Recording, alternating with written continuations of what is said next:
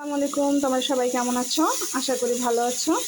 আজকে রান্না করতে করতে তোমাদের সাথে আমি একটা কথা বলতে চাই, সম্পর্ক নিয়ে। সম্পর্ক এমন একটা জিনিস যেটা চাইলেই সম্পর্ক হয় না, আবার চাইলেই ভেঙে ফেলা যায় না। সম্পর্ক হয়েছে দুজনের ভালোবাসার সম্পর্ক। একতরফা যেমন ভালোবাসা টিকিয়ে রাখা যায় না, সেরকমই দুজনকে ভালো না বাসলে সম্পর্ক গড়ে ওঠে না। কার কথা বলছি জানেন? আমি বলছি আমার জায়ের কথা। আমার যা যেমন আমাকে অনেক, সে আমার বড় যা, আমার যা যেমন আমাকে অনেক ভালোবাসে, আমিও আমার যাকে অনেক ভালোবাসি। তাই আমাদের সম্পর্ক চাইলেই ভেঙে ফেলা সম্ভব না। আর আমার ভাসুরও আমাকে অনেক আদর করে। তাদের বাড়ি আমাদের বাড়ি বেশি দূর না, কাছাকাছি, ঘন্টায় তো যাওয়া আসা আছেই কয়েকবার। তাদের বাসায় যাইতেছি, সে আমাদের বাসায় আসতেছে। আর আমার ভাসুর তো আমাকে না দেখলেই বলে, এই কেন আসে নাই, কি জন্য আসে নাই।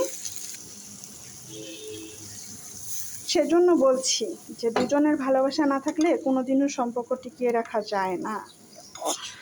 একতরফা ভালোবাসায় তো সম্পর্ক টিকিয়ে রাখা যায় না। আর তার মেয়েরা তো আমাকে অনেক ভালোবাসে, অনেক আদরও করে, আমিও তাদেরকে অনেক আদর করি।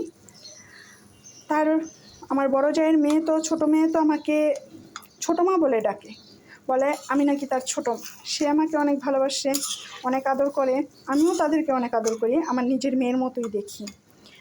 আর আমার যা আর ভাসুর আমাকে অনেক আদর করে, তার নিজের বোনের মতো আদর করে। সম্পর্ক